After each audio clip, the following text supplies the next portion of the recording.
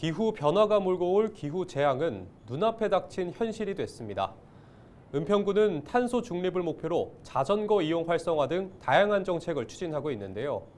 헬로티비 뉴스는 지역에서 기후위기 대응과 탄소 중립 실천 방안을 모색하는 연속 기획을 준비했습니다. 첫 순서로 자전거 도로 실태와 개선 과제를 짚어봅니다. 손성희 기자가 보도합니다. 직접 자전거를 타고 자전거 도로를 달려봤습니다.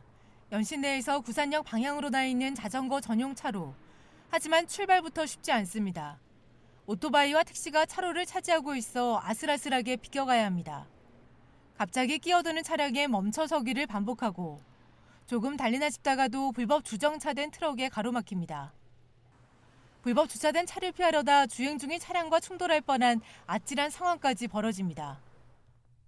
자전거 보행자 겸용도로는 더 열악합니다. 좁은 도로에 보행자와 자전거가 뒤엉킵니다. 결국 안전을 위해 자전거를 끌고 가지만 가게에서 내놓은 물건들 때문에 통행조차 어려운 실정입니다.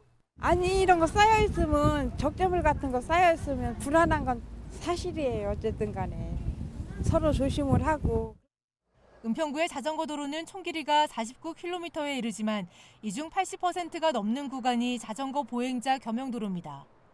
게다가 대부분이 자전거와 보행자 길이 분리되지 않은 비분리형이거나 단절된 구간이 많아 자전거 도로의 구실은 못하고 있는 실정입니다.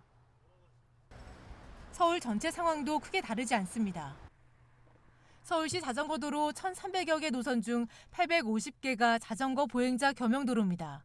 자전거는 보통 한 15에서 20km 정도의 속도로 달려야 되는 차거든요. 차의 한 종류이고 바퀴로 굴러가는 교통수단인데 자전거 보행자 겸용도로라는 것은 이제 시속 한 3에서 4km 정도로 걸어 다니는 보행자를 위한 구조물이기 때문에 전혀 그 자전거 주행 특성하고는 맞지 않는 도로가 양산된 거죠. 자전거로 출퇴근하는 오영애 의원과 자전거 도로 곳곳을 살펴봤습니다. 자전거 도로 표식이 지워져 있거나 아예 없는 구간도 있습니다. 성인 2명이 걷기에도 좁은 인도를 자전거 보행자 겸용도로로 지정한 경우도 있습니다. 달리는 자전거 도로가 이게 진짜 자전거 도로일까 싶을 정도로 관련된 표식이라든지 그다음에 이제 뭐 바닥에 이제 칠해져 있는 색깔 같은 게 되게 옅어진 경우가 되게 많아요. 그래서 이제 그런 거부터 좀 개선을 해야 되지 않나 싶기도 하고요. 자전거 도로 관리가 부실하다는 지적이 나옵니다. 도로 도색들 굉장히 많이 망가졌거든요.